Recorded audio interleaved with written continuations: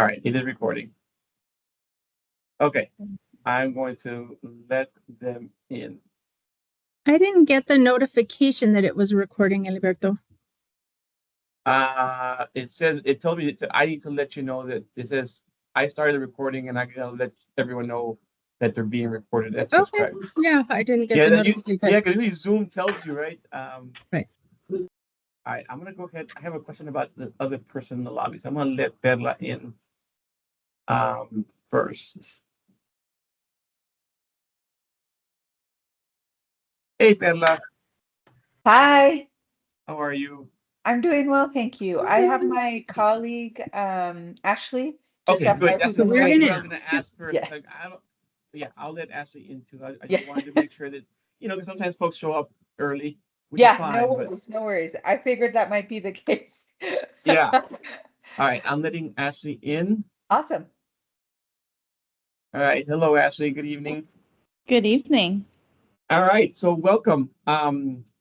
Before we get started, I just want to let you know this meeting is being recorded because we invite 3 board members to this meeting, whether they show up or not. It is a public hearing. 2 of our board members are not here tonight. One may show up, and the other one told me that for sure he would be out of town and couldn't be here tonight. So I'm going to go ahead and just talk about how process is going to go. We are going to have about a 25-minute Q&A session because I Have a Dream has multiple programs. We don't have to use it all. If we run out of questions, that is fine. Sorry,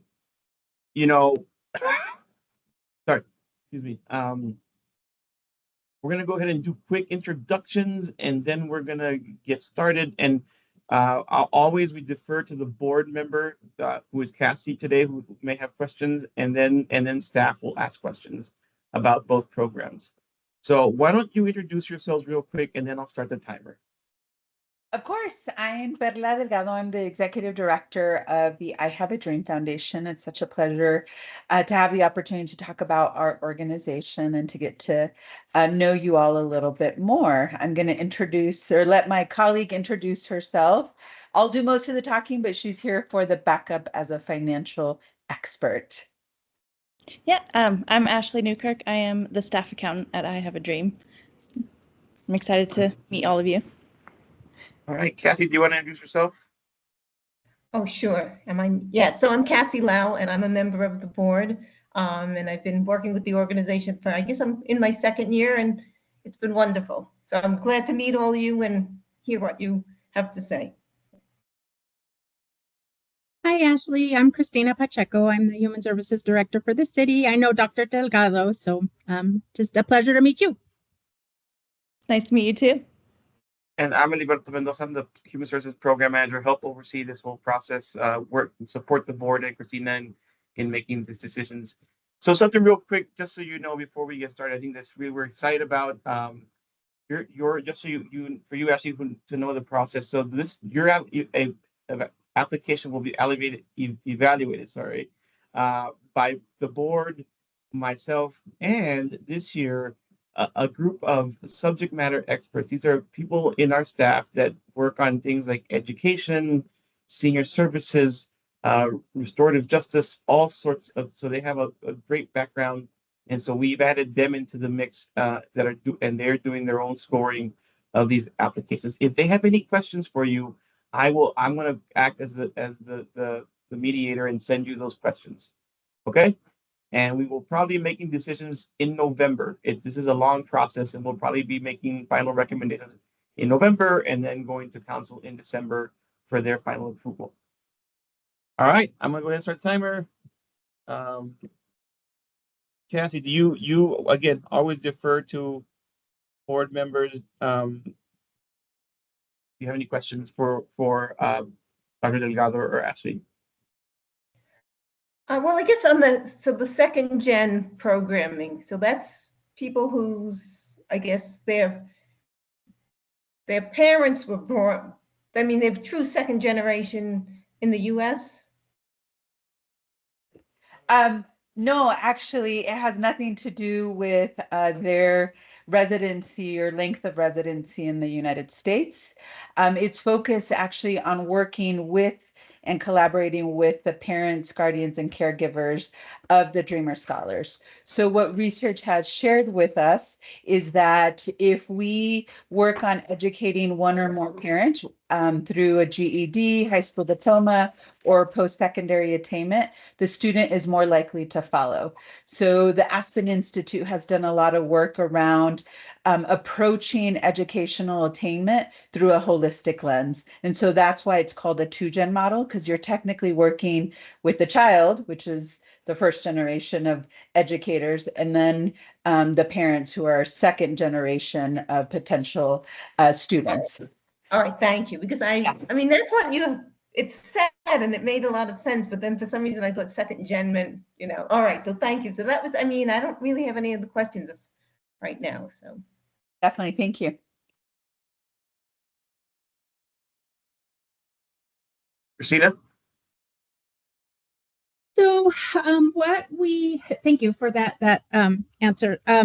So what we have learned over the last years is that our city resources, the 3% allocation that we have from the general fund to fund nonprofits, is, it kind of goes up and down depending on our revenue.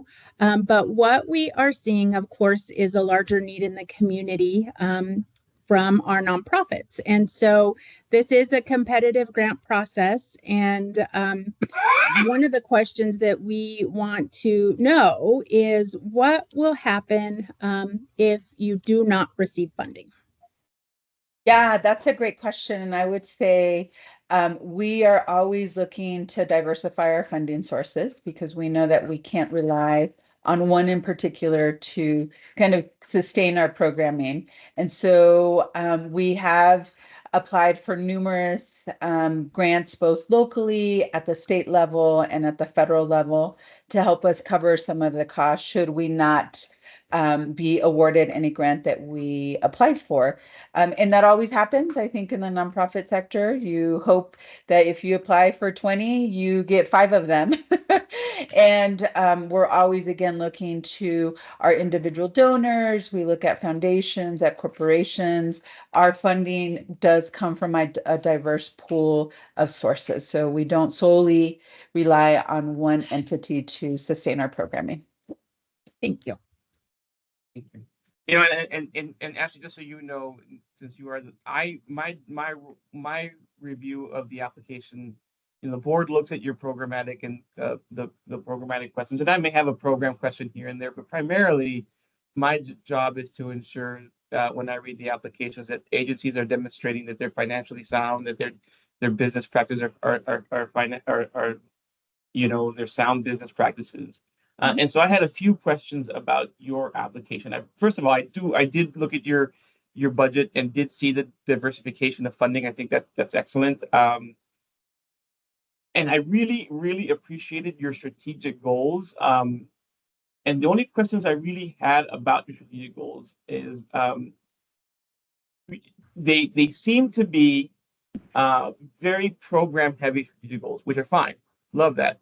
But I always look and appreciate when I see, some higher level agency strategic goals, whether it be board development, whether it be fund development, whether it be staff development. Again, you have really good strategic goals, but I would love to have seen and want to just check with you about what are some of your higher level goals that you are looking at as a board, as Dr. Delgado, as a leader. What are you thinking about as in the next few years for I Have a Dream? That's a great question, Eliberto, and thank you for asking it because it aligns with our messaging for our luncheon in 2 days around Good. What is this vision, right? And our hope is that we will continue to launch a class every year for the next 5 years. Wow. And cap our classes to 35. The classes will diversify based on region, and we're exploring geographic regions that will be new to I Have a Dream. So looking really? at the mountain areas, as Wow. well as the East counties. because we know that, again, there are pockets of individuals and families who could really benefit from this extra support. And we know based on the census that people are moving east. So Correct. they're coming to Longmont if they can afford Longmont. If they can't, they go further east. And so we're really looking at where are those pockets of individuals and how do we support them? Because oftentimes they fly under the radar because they might be in a school or in a community that isn't necessarily perceived to have, right, these underachieving or families who are experiencing income inequality. So our goal in the next 5 years is to be in areas and partnering with specific nonprofits and city governments and school communities where we see the change in population and the income need and the need for academic support in the after school space. And so really honing in on, again, where can that be? And also stepping outside of our normal channels and normal kind of what I would say community resources to be able to connect with students who don't know I have a dream and could really, again, benefit from our program. That's awesome. So does that mean, for example, does that mean that you'll be working with the Weld County United Way and because I'm assuming if when you say moving east, you're talking about that Firestone, Frederick, Dacono The area. Carbon Valley area, correct. Yeah. Yeah. And then expanding also to Lafayette, Erie, Okay. because we know that, again, demographically, the census is showing us that families are moving east. Well, Okay. also focusing, I do want to say that we're also focusing on remodeling what our program looks like in the city of Boulder. So with the city of Boulder in particular, we've had a really strong partnership with the local nonprofits. But what we have found out is that there are a lot of resources getting allocated to the schools that we normally partner with. And so families are being pulled in different directions to different nonprofits. And it starts to limit the pool of people that we're able to recruit for our Dreamer Scholar program. So in particular for the City of Boulder region, we are re-envisioning in the next year to 2 years what the launch of a new class will look like. And so our hope is that we're able to streamline and be more intentional in collaborating with the City of Boulder, Boulder Valley School District, Boulder Housing Partners, and I Have a Dream. So it would That- become more of an intentional feeder system in the city of Boulder. That's And awesome. yeah, and in regards to the East County, what we have found out is the Carbon Valley area, we are partnering with the Well Trust and the Well Community Foundation. They've been a partner with us with our Carbon Valley Dreamers. While also looking at the Lafayette, Louisville area, there's a great need out there. There aren't as many resources for the families who could benefit from the after school program. And so we're looking to expand in that area and continue our expansion with our partnership with Timberline. PK8, our goal is to launch a class on a 2-year cycle. So we'll be starting to recruit this summer for our next Timberline class. Great. And that actually leads me to my next question. As you're talking about revisioning, your work in Boulder and the nonprofits, in your application, you talked about working with local community centers, and I'd love to know who, I know you work with CYF a lot, but besides CYF, what other nonprofits do you really partner closely with here in Longmont as you all deliver your services? Yeah, definitely. So we work very closely with the Art Center, obviously the Longmont Youth Center. We've been working with Thorn. Thorn is expanding into the Longmont area. They've been a strong partner with us in Lafayette. And then looking at partnering, I would say more on an external level with the parents involved in education and all of the nonprofits that are involved there to help us recruit for our current class as we continue to build that out and then our future classes. Because we believe that our strength is in the after school space. We can't be a one-stop shop for all of our families. And so we need to intentionally partner and help them create connections with other nonprofits in the community who could really, again, address that that challenge or that gap that they have, and who have another level of expertise that I Have a Dream does not. And is that so? Then now I'm going to ask a programmatic question about because the 2-gen programming is relatively new, right? It's a relatively new program. Is those partnerships really meant to bolster that part of the work that you all do? How is that working out with your 2-gen programming? Yeah, I would say it's a twofold. One, our 2-gen program in the city of Longmont is really focused on a parent academy. And so we're working on really identifying leaders within our parent community, training them, getting them involved, again, identifying their academic or professional goals and matching or creating a plan that will help them achieve those. We are moving away from what I would call a traditional lens of parent engagement. I think the parents involved in education does that really well. So we're really honing in on, again, what are the goals and aspirations that parents have for their families as it relates to income mobility? Yeah, no, So, I like yeah. your goals. I like your goals about 20% of adult learners will earn their high school equivalent. I just wondering, are you working? So just because we're probably going to hear from them next week. Are you working with Open Door on that?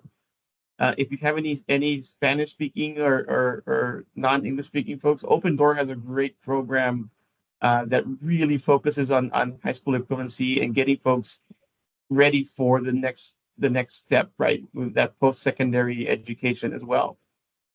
Yeah, we're partnering with Open Door, Front Range Community College, Intercambio, because what we have found through the 2-gen program is we have a lot of aspirations and very high expectations in regards to GED and high school attainment and post-secondary enrollment. But with some of our parents, we needed to take a step back Right. and really increase their confidence in academic Spanish, colloquial Spanish, or I'm sorry, not academic Spanish, academic English, colloquial English. And so we're partnering with Intercambio, with Front Range to be able to provide that a stronger foundation for parents who kind of need that little boost before they go into the GED high school equivalency program or a post-secondary program. Okay. So those are my questions. Cassie or Christian, if you don't have any more, like I said, we don't have to use all the time. I set aside. But what I do promise is that if we have the time, I always want to give you all 5 minutes to kind of, let us know what you think that the board should know. Because again, our board members will get to see this, and other partners. I've talked to some other partners that they really enjoy seeing Longmont's interviews because they learn a lot. So I'm gonna go ahead and stop our timer, and I'm gonna set a new timer for 5 minutes, and give you a chance to tell us what do you want us to know. Yeah, I just want you to know that there is a great need for after-school programming, whether it's through I Have a Dream or any other resource in the community.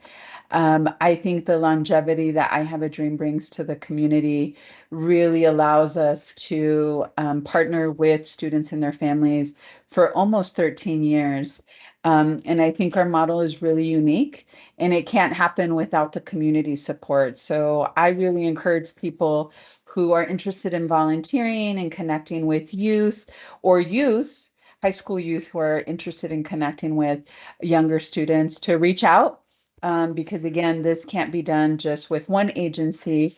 It has to be a multi-agency approach to addressing some of the academic challenges and social and emotional challenges that were exacerbated because of the pandemic for many of our students across the county. And so I welcome the opportunity to have conversations with community members who are watching this video, or board members who want to learn more and want to get involved. It's amazing to be able to connect with youth, and build partnership with their families and provide that extra adult who could kind of join them in this journey to attaining their goals and completing their aspirations. So just wanted to throw that out there, because if people are watching this, we're always looking for volunteers. and people who want to make a difference with our youth community, because our goal is to build leaders today so they can make a difference tomorrow.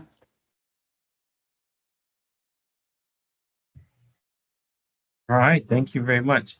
So at this point, we thank you for joining us again. As a reminder, we just started. This is the first hearing, and we have 8 of them over the next couple of months.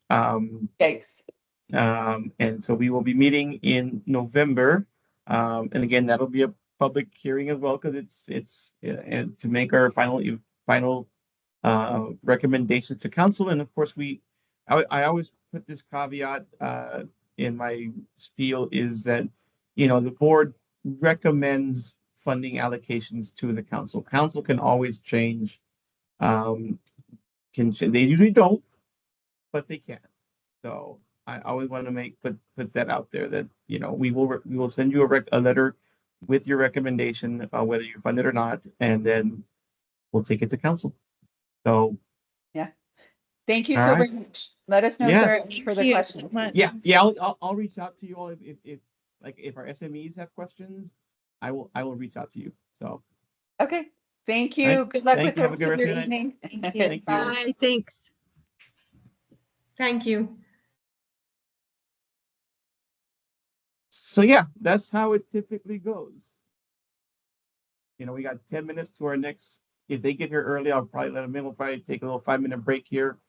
I'll leave the recording on, but we can all go off camera and mute ourselves. Yeah, so I'll see you all in about 7:05. Take a 5-minute break. Great. Sounds good. Thank you. All right.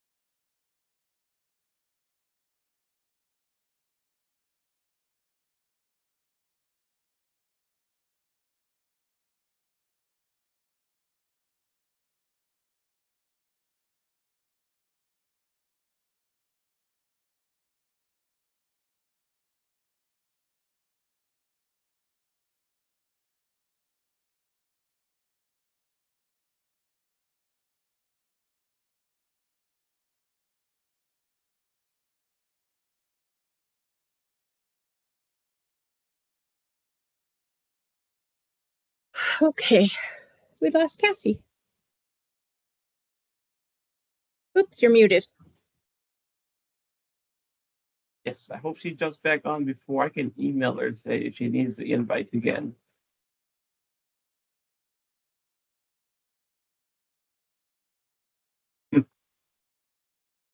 Weird.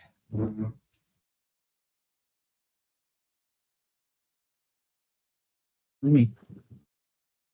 I should be.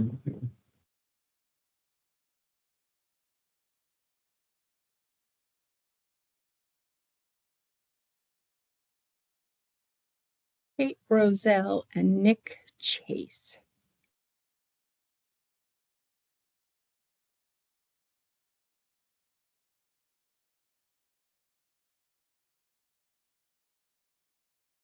I just emailed Kathy. So Kathy's hopefully Okay. she'll jump.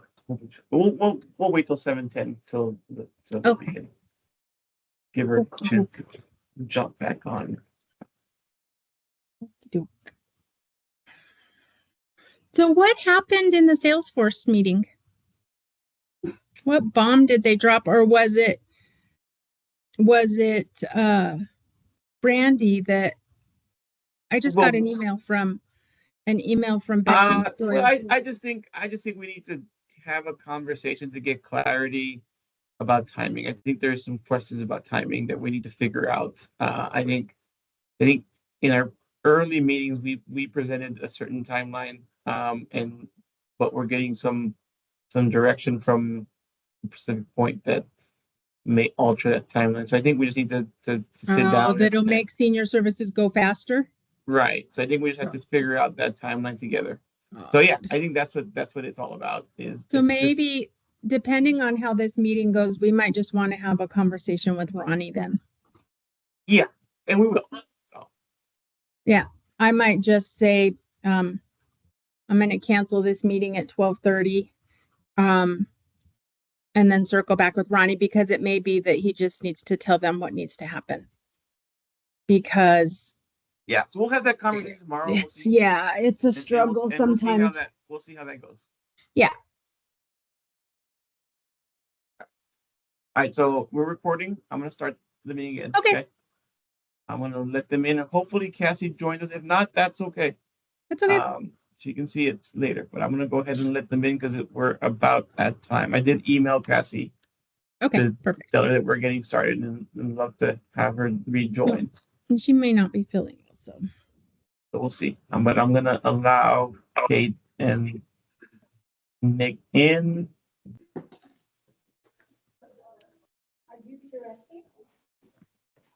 But can you hear us? Hi. We sure can. Can you hear me? Yes.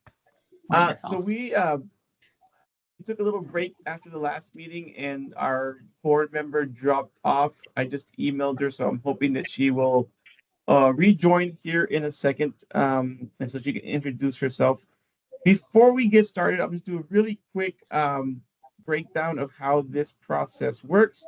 This being your first time, you're going to have about a 15-minute question and answer time from board and staff. Hopefully, like I said, she joins us back again. If not, it'll be primarily staff. This is being recorded, just so you know, because it is a public hearing, and will be posted to our YouTube page at some point. Yeah, we just want to make sure that you know that's being done. It is you are being recorded. What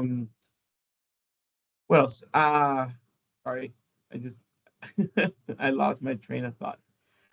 So being your first time, what happens is we do these hearings. We will make our final recommendations to council in November, and then Christina and I will present to council in December. Council is the ultimate decider. We can provide any recommendations we want, but council gets to decide. This year, we're pretty excited because we are, typically the people who review your application are staff, our human services staff, me and Christina, and the board.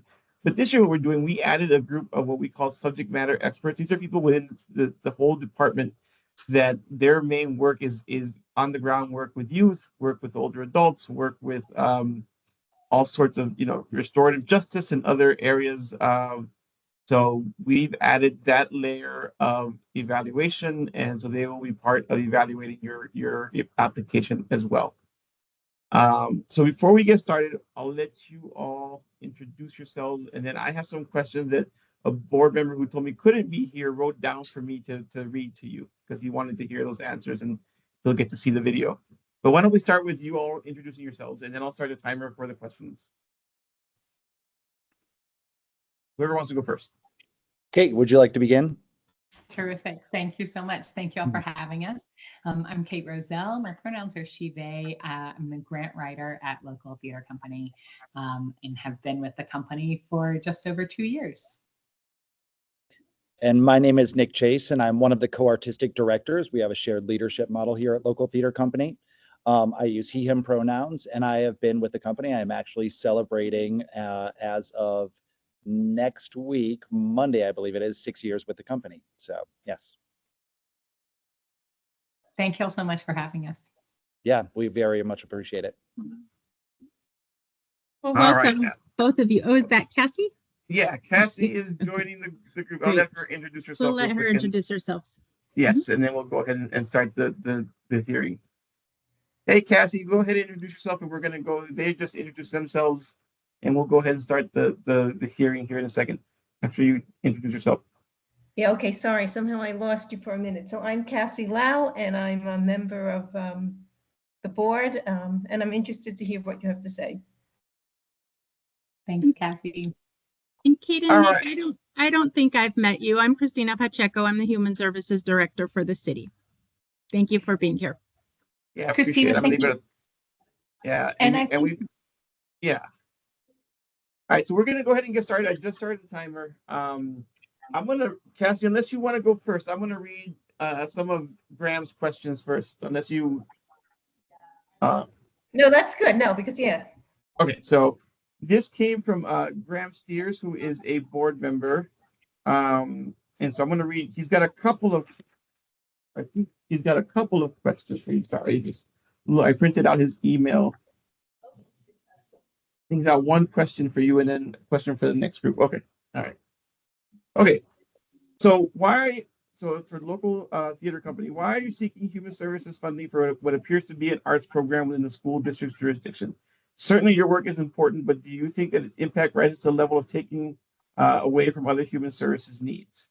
I think the question is really around, I think we had this conversation too, Kate, about, the vast majority of your program having to go to the arts, and this funding is really about improving educational outcomes. So I think he's got the same question that we did, right? So talk to us about why should we be funding or considering this part of your programming? Yeah, that's such a terrific question. I'm going to toss that to Nick, who can speak kind of really eloquently about the impact of this program on the long-term success of students who participate in local rights. Yeah, thanks, Kate. Well, firstly, it's a really great question. I always like to say that local rights is a literacy program disguised as an arts program. We are a theater organization. We do guide students to write plays. However, the components and the elements that we are instructing them on are literary elements that they then use and apply toward the other pursuits that they're actually they're working on in class. So a 6th grade student who may be working on essay writing or literary narrative, short stories, something like that, is provided a new tool, a new access point to the literacy, vocabulary or the canon of various ways that they can sort of present their information. So again, it's a literacy program primarily, again, cloaked as a theater program. They're very excited, and I think the theatrical element adds a level of engagement for the students that we don't typically observe when they're working on something that's more literary narrative writing. I think with this, it adds a component that's a little bit more tactile and active, and it gives them a chance to sort of practically apply the knowledge of literacy to the works that they write. And if it's all right, I'll just add on to that. Sure. In Sept, years, the local rights program is completely free. It's completely free to Title I schools, and it's geared specifically towards students who are reluctant readers or emerging bilingual readers. So at Long's Peak, which we're applying for in this grant, you know, one of the classes is entirely made up of first generation newcomer students. 63% of the students impacted by the local rights program speak another language. Actually, 65% speak another language, 63% speak Spanish at home. And the effect of this program, the impact of this program is to sort of supersede that, reading below grade level that can impact the rest of an academic career for students, which is why it's really a human relations sort of funding opportunity rather than an arts program. Okay, Christina? Yeah, so it's a new program. I'm sorry. Yeah.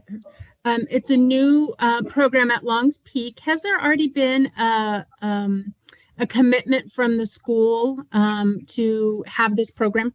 Because I know that schools are just pulled in so many ways with their, all the testing that they have to do and all of the requirements that they have. And I know that sometimes schools can be a little reluctant to have programs come in. Has there been a commitment from administration to have you be part of this? Yeah, that's a great question. There absolutely has. This is actually our third iteration of presenting local rights at Long's Peak Middle School. We started the program as really the first half of the program. It's sort of a two-segment program. The first part guides the students toward writing personal narrative. The second part guides students toward crafting full plays. And we were able to present that first part about a year and a half ago and engage with the educators. And then the other sixth grade educators heard about it. And so what we have had to since do at this point is submit the curriculum to the administration. They review it, see which standards are being addressed in that curriculum. And then they have repeatedly approved this program returning to Long's Peak Middle School for the last 3 years, or excuse me, 3 semesters. Okay, thank you. Thank you. That helps. And so this funding is, of course, competitive funding and not guaranteed. What will happen if this program is not funded? That's a great question. Local rights, you know, as I said, it's been running for 7 years. We've never charged for it. Currently, we have 2 individual family foundations who support the program and are invested in supporting matching funding and that sort of thing. So we continue fundraising efforts specifically towards local rights all year long. Our focus is this year, and the focus of those family foundations is in expanding the capacity of the program. So most of the funds that they're funneling right now are looking towards week-long residencies in schools where a 10-week residency may be a barrier. They're looking towards the newly integrated last year teaching academies so that we keep a pipeline of new educators who are trained in the program coming up. Should we not receive this funding, some more of that funding would be channeled directly towards Long's Peak. We're committed to this relationship that has been ongoing for 3 years and has been expanding, but kind of the future and the capacity building of the program is what would be lost without funding specifically for Long's Peak. Okay, thank you. So typically I don't ask these questions because it's usually the board members' questions that I do have questions about the agency level stuff. That's usually where my world lives. The program questions are typically in the realm of the board members, but as I read your scope of work and your outcomes, I do have a couple of questions that so it looks like one of the activities is going to a professional theater production. So this funding is used typically it's for direct services. So for example, people providing classes, not necessarily for events. So just wanted to check in how that fits into, our priority area of the direct service piece, right? Because I'm looking at your outcomes and goals and just kind of wanted to get that aligned. I'm going to jump in to start that. And then Nick, I would love for you to talk a little bit about the impact of that particular component of the curriculum. So it is a 10-week curriculum session that includes direct instruction by 3 educators in the classroom. It includes 2 different public or semi-public performances of the students' work for teachers, caregivers. And then it also includes this field trip component to the classroom, which is sort of demonstrated to be integral for community building and placemaking within the community and within the context of what they're learning. But Nick can speak a little more concisely, I think, to why that particular piece is a part of the curriculum. Yeah, absolutely. So essentially what we're wanting to do is expose the students to art that's being created within their community and art that has an accessible component to it. So making sure that they are understanding that art is accessible within their community, that the people who are making that art have identities that are similar to their own identities, that this is something that they can do on a Friday night at, say, as an alternative to a movie or something else. I think we want to make sure that art is accessible to the students and they understand how to access that art.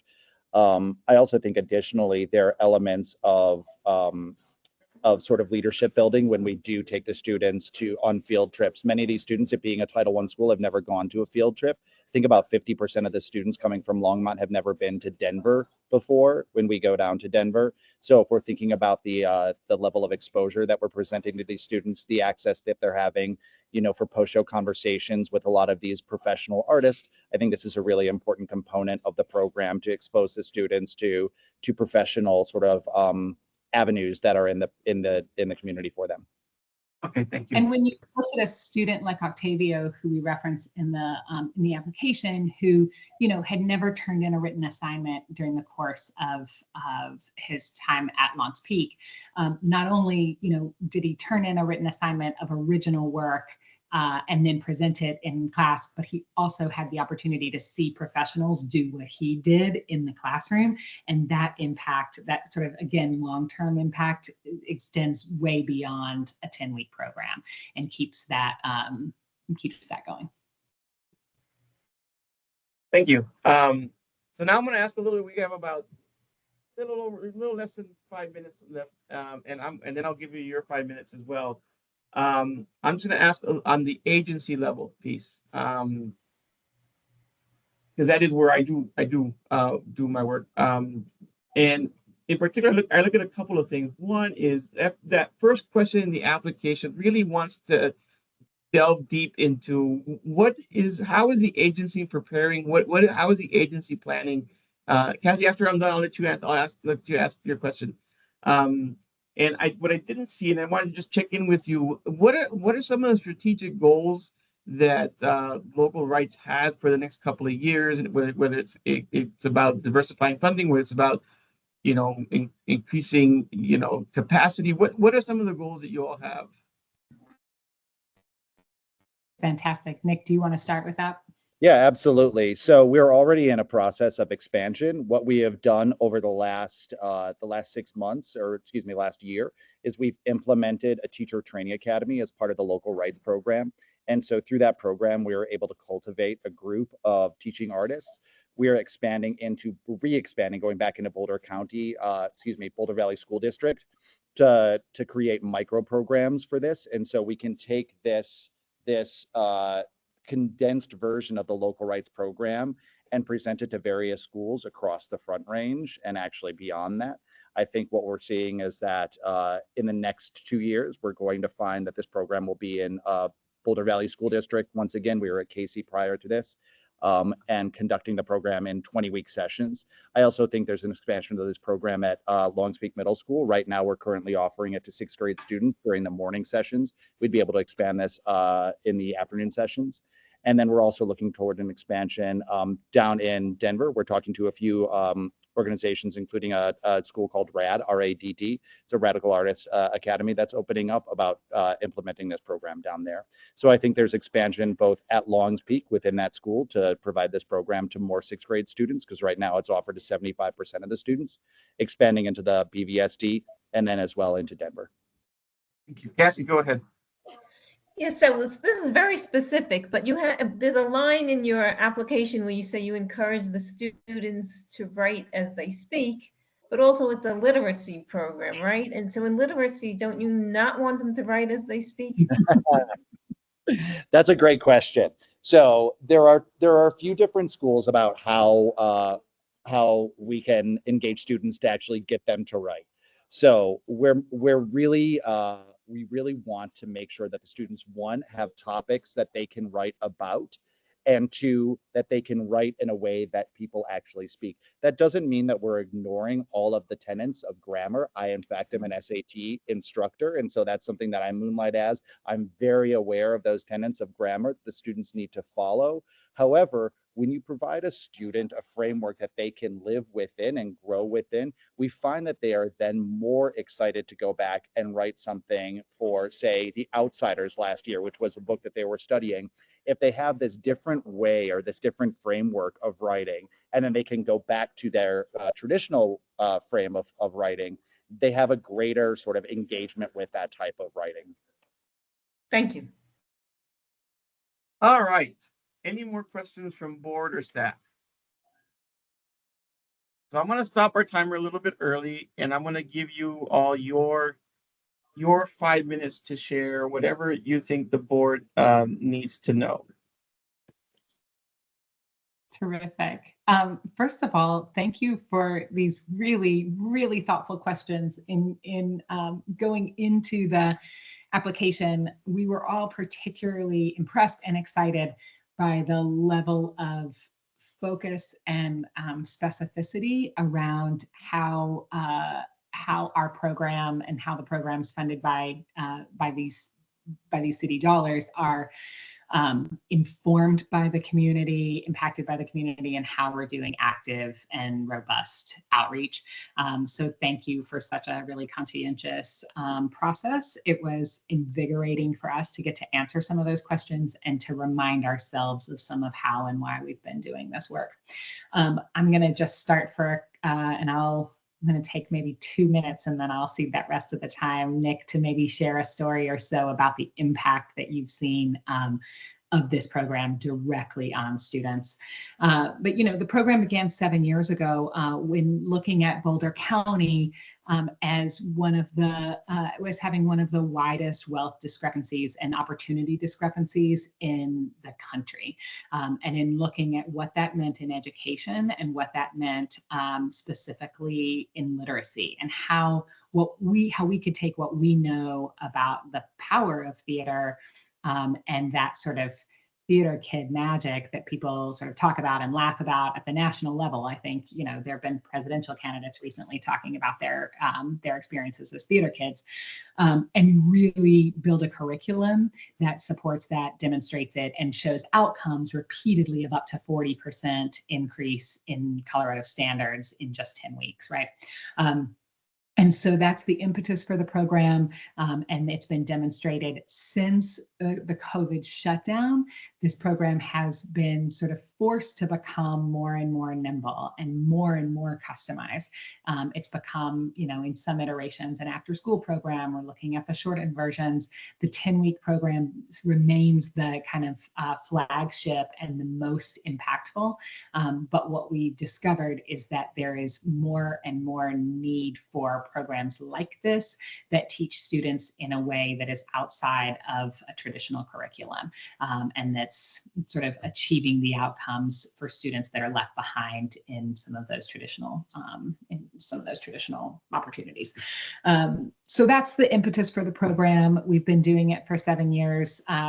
We have artist educators who have been with us for the entire time, and something Nick and I were talking about just recently was how the artist educators and the artists who then perform the plays in those final productions, because the students do get to see their work produced by professional artists and get to be a part of the development process of that, which is, aside from just the academic and curricular benefits, it's so deeply empowering that you take a student who wasn't speaking in class, who wasn't turning in projects, and is now sort of getting to help direct their words spoken by professional artists that are then going to be put on and the work that they're able to do after that is so powerful.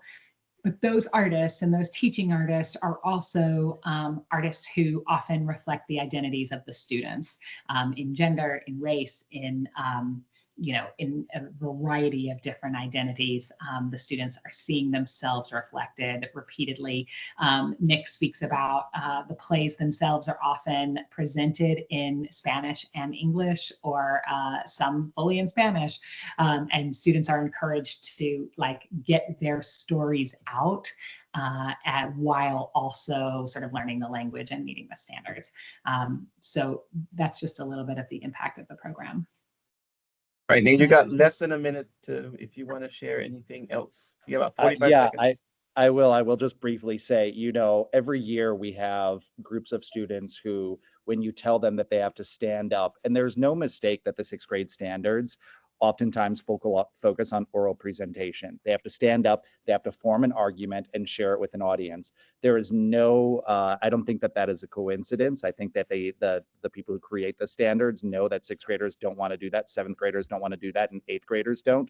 This program really provides a forum for students to write about things that are relevant to them, that are important to them, that have great value to them. It provides them a forum for self-expression, and it gives them a chance to stand up in front of others and say, my story matters. And we often say, if you don't learn how to write your own story, somebody else will write it for you. These students walk away from the program with a greater concept, not only of the literary techniques that they're using, but also of self. So that's why I think this program is of great value.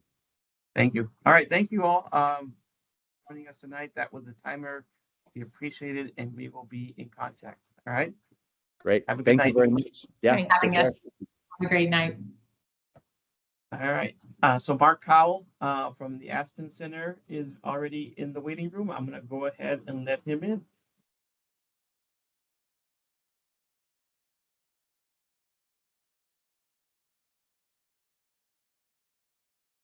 Hey, Mark, can you hear us?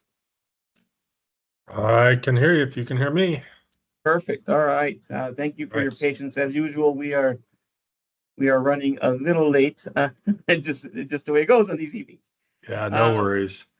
So, Mark, you're an old hand at this. I won't take too long to talk about this process. As you know, we do these hearings. We have a meeting in November where we make recommendations, take it to council. Ultimately, it's council's decision. We just do that. We put in the work and we create the recommendations. The one thing I'll add that this year we're pretty excited is that we have added to the evaluation process a group of city staff that are subject matter experts on a whole wealth of different areas. And so we're pretty excited to get their input. So instead of typically it was just the board and then me and Christina, but this year there's another layer of evaluation, and we're excited to see how that works.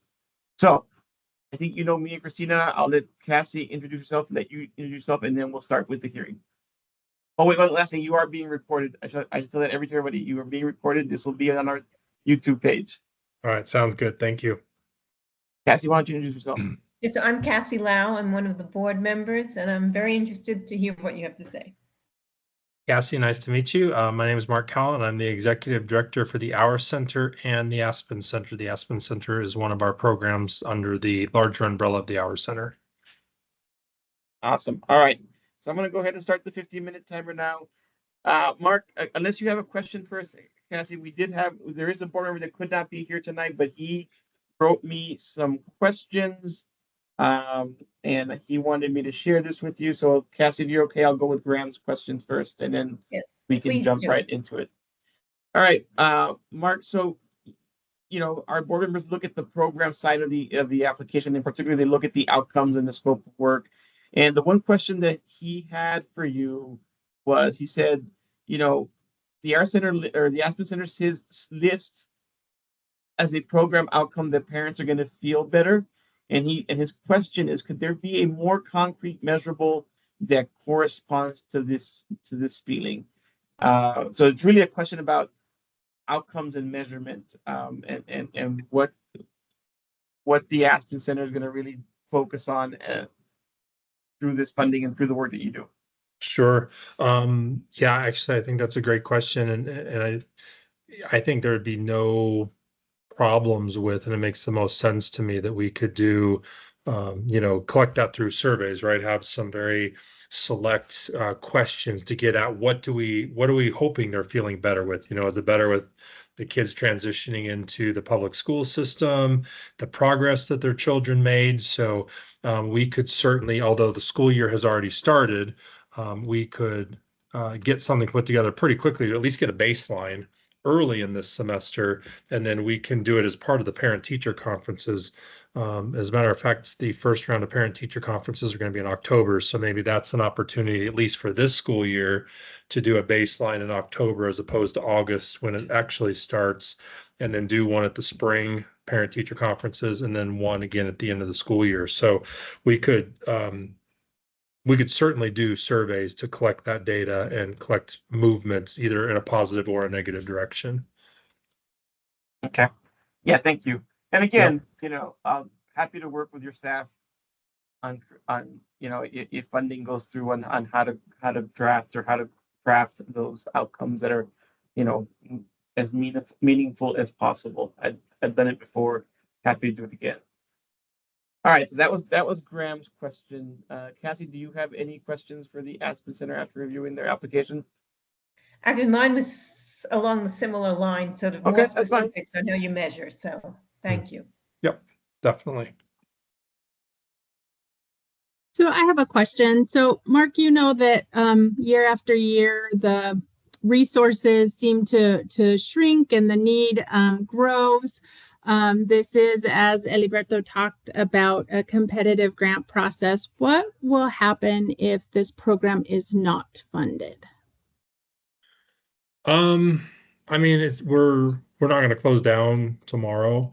We have found ourselves to be, we've been very strategic and very deliberate in regards to how we've put our reserves in place. And if you looked at our balance sheet, we look pretty healthy.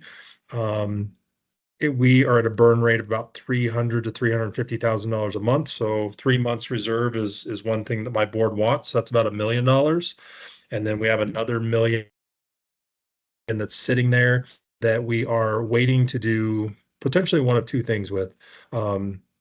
We know, based exactly what you said, Christina, that if we don't see any sort of resources coming in that we don't expect, a lot of that could be going towards direct financial assistance. So that's the Hour Center side of things, right? So we knew that the money that was coming into our community wasn't going to last forever. So we started to put money away to try to ease whatever stress that was going to put on us in the community. The other option that's sitting there for those funds, so again, let's say, not to get too technical in the weeds, but the 1B money comes through, we get enough of that money that we can meet that rental and utility assistance needs in their community. We're also been playing around, we just slowly been watching that. We know there's not enough preschool slots in Longmont. We know, I think it was like 11 preschools closed, but 11 more opened up. But of those 11, most of them are serving 3-year-olds and up. None of them, or very few of them, are doing infants, so 6 months to 3 years. We have that in our program. So that money could potentially go to seeking out a new or a second site to expand that program. So we're kind of holding on that money, waiting to see what the future holds and where we can best invest that to get back to the community. So we wouldn't be closing down. We got the money. And this would just help us make sure that we keep that there and we can invest it into one or two or maybe both of those lanes. But we probably wouldn't be able to do both lanes, but at least one for sure. Yeah, that helps. Thank you, Mark. Yep, you're welcome. So, Mark, as I said in the past, the board really looks at that programming level, and they have program questions about your outcomes. As Cassie and Graham both had questions about that. Where my role is, I really look at the agency level, and I want to first start off, giving you kudos. I read a lot of these. I read all these applications, and agencies sometimes struggle to give me those strategic goals. Most people provide programmatic goals, which is fine. That's totally fine. But I really appreciate seeing agency level goals. And you have some agency level goals that I just want to ask about, just because I'm very interested in them, if you don't mind. Sure. So one, talk to me about your goal about human resources and the work on new policies and procedures to reduce. I know that the cost of employee turnover is huge, right? Because you train someone, you invest in them, and then they leave. So I know that that's a huge cost for nonprofits.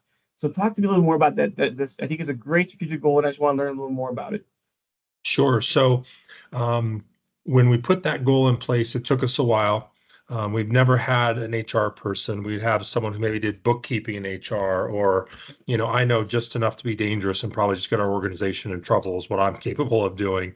So we identified the need that we really needed someone who could come in and lead our recruiting efforts, lead our retention efforts, make sure that we have things in place where staff feel good about where they work, and they're feeling valued and getting the feedback that they need and want and deserve. And so with that, we said we want to hire that HR person.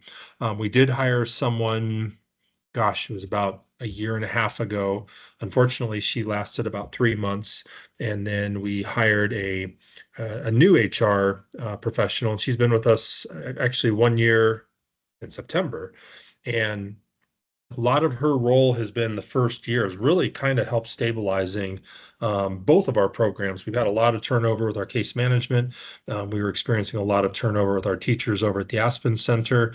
And knock on wood, our preschool is fully staffed. It's been very rare for us to say that in my 5.5 years at the Our Center and Aspen Center. And we're down just one case manager. So across our organization, we'll only have one open position. Again, knock on wood. So one, that's been a huge value to stabilize us from that front. And now her next goals are to help us moving forward in regards to we don't have a very strong employee performance review system. We don't have a lot of good feedback loops. So she's going to help us both at the Our Center and the Aspen Center create those opportunities where specifically at the Aspen Center, Elizabeth, who's our center director, can be spending more time in the classrooms, doing observations, providing feedback, and having, individual one-on-one and team meetings just to improve services, help staff feel supported, identify trainings and that they could benefit from, and then bringing those trainings in. So we're starting to see the benefits of hiring that position, and we're excited for her basically to take that HR training level to a level that, at least as long as I've been at the Our Center, has never existed. And we're starting to see those benefits now. Okay. So, of course, I'll always defer to Kathy. You have, if you have any other questions, but because I've been around, and I again, I'm kind of doing a little mission creep going into the board side, but I read this whole process or this program, the Reggio Emilia approach. You've been doing that for how long now, and how is that working? So Elizabeth brought that to the program when we hired her. So I started back July 1st of 2019. Linda, who was the current center director, had already announced that she would be retiring in the very near future before I arrived. And I think, gosh, so I started in July and Elizabeth started in December. So basically it was about 6 months later, Okay. Elizabeth started, and she brought this philosophy to the Our Center and to the Aspen Center. And, it's kind of a niche type of approach. It's not a full alignment to, let's say, what's going on in the St. Vrain Valley School District, but it does provide an alternative method of learning for the kids interacting with their environment. It's really where it's kind of teacher and kid co-led. So it's not the teachers always coming in with a lesson plan and the kids have to do exactly what the teacher says. It allows for a lot of flexibility and feedback for the kids to kind of guide where things go with that activity or that day or where their interests are at. And we've received a lot of positive feedback from the families who have come, and maybe they didn't know anything about it, but once they learned more and they saw how their kids were flourishing and how they really enjoyed that environment, we've received a lot of really good feedback. So I think it's one of those things too that for some families and kids, it may not be the right thing, just like any other curriculum. But for the others, this is a perfect niche for their kids to help them get prepared before they go on to kindergarten. Awesome. Well, again, the reason I'm asking is I've seen it the last couple of years, or I've paid more attention to it. Again, I don't usually delve a whole bunch of the programs. I read it, but it's not my area for evaluation.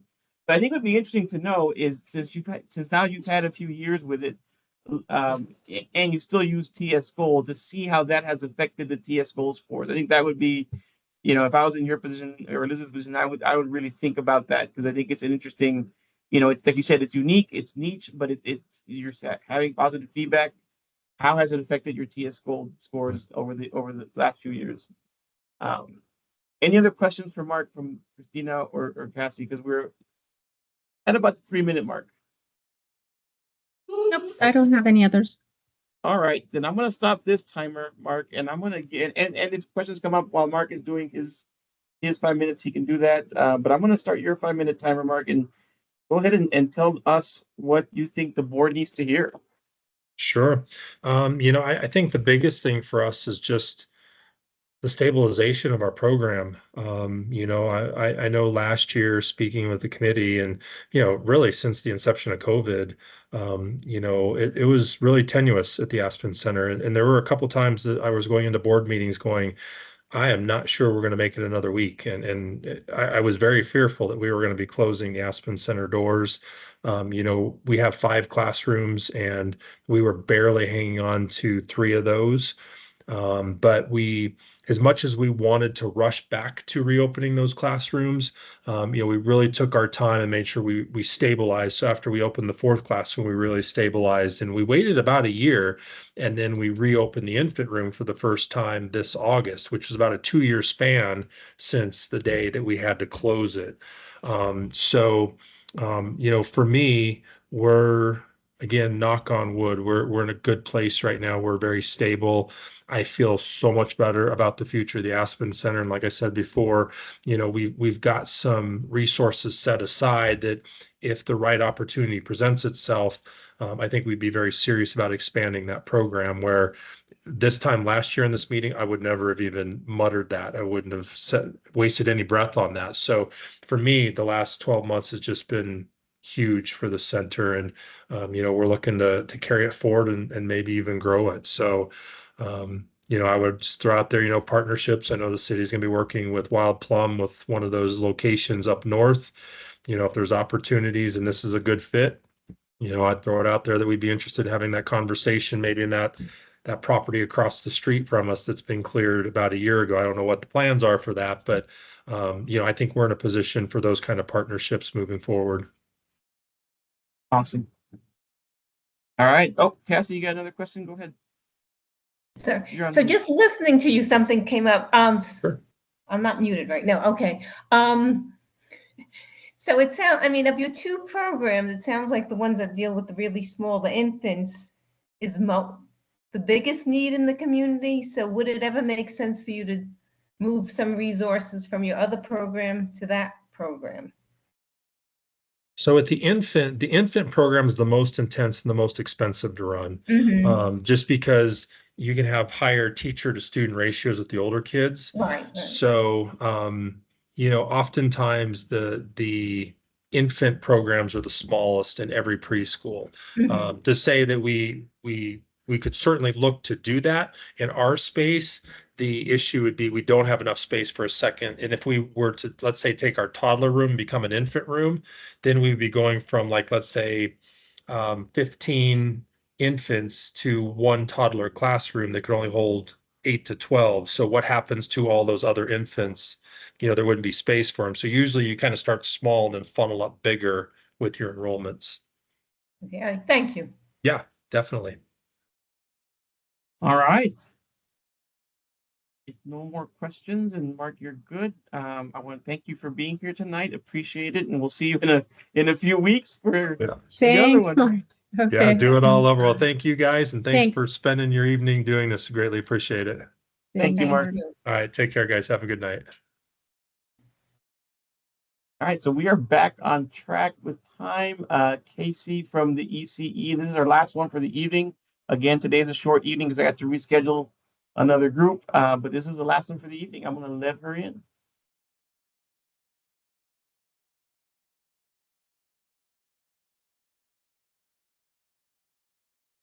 Good evening, Casey. Can you hear us? Yes, I can. Sorry about that. I was deep in looking at something else. How are you all? Good, good. So I'm gonna go ahead and give us a little bit of this is your first time. I'll kind of give a breakdown. You also happen to be the last agency tonight, so that gives us a little bit more time. There's nobody in the waiting room after you. So, you know, the Human Services Funding Program, the way that we process it is that, of course, you apply. Your application is being reviewed by three different sets of folks. Cassie, and we'll introduce her in a second, is part of the board. I do some evaluation, and then this year we're pretty excited that we have a group of other city staff that are involved in all sorts of different services, direct services, education, restorative justice, older adults, youth programming, and they will also be reviewing your application. So we're pretty excited to have that third set of eyes, really have a chance to look at these applications. So typically what happens is we're going to do this hearing tonight. If there's any questions that the board members have or SMEs have, I will reach out. And then in November, we're going to meet and do our final recommendations. And then we're going to take that to City Council in December. The reason I mentioned that is because ultimately it's City Council who approves, changes, denies, whatever the recommendations that the board does. They typically don't, but I just want to put that out there that could happen. Yep. They have that their prerogative to do that. Also need to know that you are being recorded. This is a public hearing because Cassie is an appointed city board member. And also because we have a couple of board members that are not here. I actually have a question for you from one of the board members who could not make it that he asked me to read to you, and I will in a little bit. But yeah, just wanted to give you that background, and I'll let Cassie introduce herself. You can introduce yourself, and then Christine and I, and then we'll get started. Thank you. Appreciate it. Go ahead, Cassie. Hi, yes, I'm Cassie Lau, and I'm a board member, and I'm interested in hearing what you have to say. Who are you? All right. Sina? And Casey knows me. All Good right. to see you Our early again. childhood work. Yep. Thanks. All right. And I'm Liberto Mendoza, Human Services Program Manager. I'll let you introduce yourself, and then we'll get started. Great. Well, it's good to be here with all of you. I'm sure that you're ready to be done with this at almost 8 p.m. in the evening. But my name is Casey Hedrick. I get to be the CEO for the Early Childhood Council here in Boulder County. Started back in March of this year. So almost half a year in, and feeling pretty good. So it's good to be with all of you tonight and excited to talk about this. All right, great. So again, Cassie, if you have any questions, I'll let you go first. If not, I can read Graham's question. I guess I had one. Is how would you differentiate your program from the others, like the most important way? Yeah, I mean, I think so. There's no other convening and supporting organization that provides the types of support we outlined in our proposal in this community outside of the council. And so we're the only kind of convening and coaching and supporting entity that focuses on early childhood providers, both care providers and educators. So in terms of how do we compare to others, there are others across the state that do similar work, but in Boulder County, I don't believe there are any that do this type of consulting and work directly with child care providers. Thank you very much. But that's interesting. I think Graham's question is actually similar to yours, Cassie. And his question is, could you tell us more about why the ECE accreditation that these providers have is not enough, and why this form of continuing education is so important? So I just want to make sure I understood the question. He said, can we explain why the current accreditation that providers and educators have is not enough? right, and why what you're proposing is so important. Okay. Yeah, so it's certainly not to say that what our current providers and educators have is not enough. That's not it at all. We have incredibly talented, educated, and well trained providers and educators in our community. What we offer is support for these educators and providers so that they have professional development opportunities that for so many in early childhood care and development, they don't get. When we think about this industry and this sector, these are oftentimes some of the lowest paid and lowest invested in professionals in human services field. So to have a service like to have an expert ECE coach come in and even just to sympathize with them about some of the challenges that they might be experiencing, that does an incredible amount from a validation standpoint and a professional development standpoint to retain this talent in this industry. Early childhood providers in Boulder County turn over 30% every single year. That's a massive amount of turnover that has really deep implications to some of our youngest people. And so when we deploy coaches into these communities, into these programs, into these centers, it is not to say what you are doing is not good enough. It's to say what you're doing is amazing. How can we help you? What supports do you need to feel better in your profession and to reach your professional goals? So just like so many other industries send their folks to conferences and send their folks to have, coaching and consultation, oftentimes our early childhood providers and educators do not get that. So that's the service that we would offer. Okay. So I want to shift a little bit of gears. So just so you know, our board really delves deep into your programming, and I may have some programming questions, but primarily I focus on agency level questions, right? And one of the big questions I always ask every agency is, in that first question on the agency narrative, we ask for your strategic goals, right? That's really important for us. We want to know what strategic goals you have as an agency. And in particular, most agencies talk about the programmatic goals, but I always want to go a little bit further and ask, do you have any agency level strategic goals, whether that be board development, staff development, fund diversity, what kind of agency level strategic goals do you have, if you have any? Yeah, we are actually about to embark on a strategic planning process. So I think in 6 months, I'm going to have a better response for you. But to that end, I can tell you, as it stands right now, one of our biggest agency or organizational goals is diversification of revenue. A lot of our revenue is coming from the state government. And so we want to focus on diversifying those revenues. In addition to that, we want to invest more in staff and board development. We talked a little bit in our application about some of our DEI initiatives and some of the investments we want to do to that. Beyond just DE&I, we also want to dedicate more just staff and board development time on other things that we think would make our organization just a stronger nonprofit. Not so much in deep in our craft or in depth into our craft, but a stronger and more sustainable organization. Okay, good. But yeah, more to come. Yeah, that's great. So again, go ahead, Sheena. Yeah, so along with that, so you're working on diversifying your opportunities for funding. What we know is that the funds that we have are they're competitive funds. And we know that the need is growing while the pot of funding that we have isn't really growing as much. So what would happen if your program was not funded?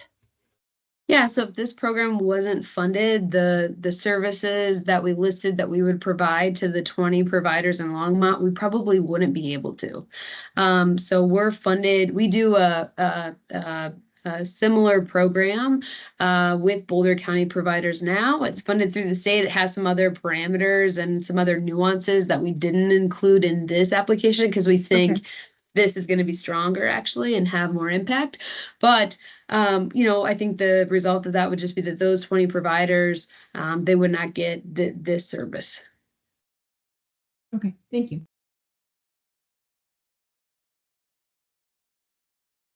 Okay. Any other questions, Cassie or Christina? So, and I typically don't get into the nitty gritty of program budgets on these, but I do have a question about this particular ask. Part of it is you're asking 10,000 for rent and internet costs. We typically don't cover general operating costs unless we can figure out how they connect directly to the program delivery. So, for example, if you're asking for internet because you were going to provide internet for your clients, right, to get with the services, that would be fine. So talk to me about how do you want to use these funding? Is it primarily to get those contractors, those trainers in place? That's exactly it. And we put that in there because there was a section for it. And so thought that like, oh, okay, if we can offset some of those back office costs, we will, but certainly understand that that's not always allowable in certain instances. And so you're right. The majority of what we want to do, what we want to take our costs to, or excuse me, what we want to cover is going to be the staff time and the coaching consulting work that we Perfect. would do to deploy these folks into the field and work with the providers. So it sounds like you've been doing this program with some differences based on state funding. Can you tell us anything about, since this is the first time you're applying to us for this program, can you tell us anything about some of the outcomes that for example, you talk about, folks having an increase in knowledge and best practices. Have you monitored that at all? Have they kept, I guess the question is, have people who've gone through your program and learned these things, have they been able to sustain what you have taught them and the way that you've improved how they provide their child care services and their education to the kids they work with? Yeah, that's a great question. We were just talking about this as a staff, is that we don't have those longevity studies, right? So we typically monitor a program even a year after they've completed their time with us. And for those programs, and that's a short window, year one, they're with us, year two, they're not. For that year two, they look really good in that they're maintaining that level of success, but we don't track it formally beyond that, with the exception of some anecdotal things. So anecdotally, I can tell you that the programs that we maintain in close contact with, that this can be quite transformational and it can help them kind of continue on or continue into the next realm of professional development that these folks want to do. And in some instances, if you're familiar with the Colorado Shines rating system, right? Yeah. Okay. In a lot of instances, some of this coaching is tiered towards helping programs advance within the Colorado Shines rating system. So we do have evidence of, programs going from a 2 to a 4 or a 2 to a 5. But to your point, the longevity of it, we don't necessarily have, but certainly are interested in getting more data around that. Yeah. As someone who does a lot of logic models and it really focuses on evaluation, I think that what you just mentioned is something that you should all really consider tracking, because that is, Colorado Shines, I know is a very word stringent, very it's intense to move up that scale. And if you guys can demonstrate in any form, way, or fashion that your work is assisting, local providers move up that scale, I think that would make your program a much stronger program to, in competitive processes like this, right? Because you have the quantitative, hey, Yeah. If you work with 10 providers and 7 of them move up on the chain, then that's 70% success rate of helping people be a better provider. So I'm just going to recommend that you think about that. And I will say, yeah, I'll just offer that in that specific instance, 2 years ago in the cohort that went through the state funded one, the average program that was going to do Shines rating started at a 2 and the average went to a 4 throughout our coaching time with them. Now that's a zoom in on 1 year, but just as an example that yes, yeah, that's great data. That's a great outcome, because you have a quantitative measure from a third party, and you can connect yourself to that and say, of course the Shines is much more than just official development. There's a lot. There's I know that there's physical stuff they look at. There's all sorts of stuff to look at. But I think as a proxy, you're demonstrating that what you're doing is helping our providers become better providers. So do you any other questions about the program, Cassie or Tina?